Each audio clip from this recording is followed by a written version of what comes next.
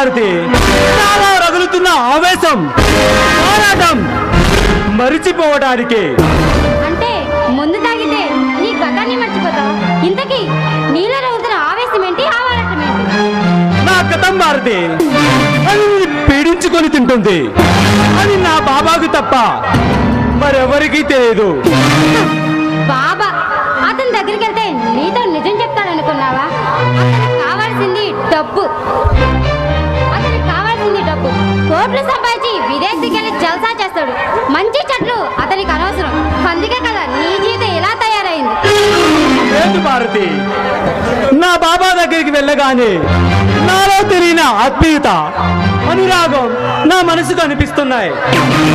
ఆప్యాయత, అనురాగం అంటూ అతని దగ్గరికి వెళ్ళావు కాబట్టి నీ జీవితం ఇలా ముళ్ళపదలైంది. ఖాళీ ఒక్కసారి అతని దగ్గరికి వెళ్ళి నిజమేంటో తెలుసుకో. ఈ చీకటి ప్రపంచం విడిచి ఒక్కసారి వెలుగులోకి రా. వెళ్ళు ఖాళీ, వెళ్ళి అసలు నిజం తెలుసుకొని రా. అలాగే భారతి, 6 నూరైనా ఆ రుద్రమనాయుడు దగ్గరికి వెళ్ళి నిజాన్ని తెలుసుకుంటాను. ఒకవేళ చెప్పకపోతే అతన్ని ఎదిరించైనా సరే తెలుసుకొని వస్తాను.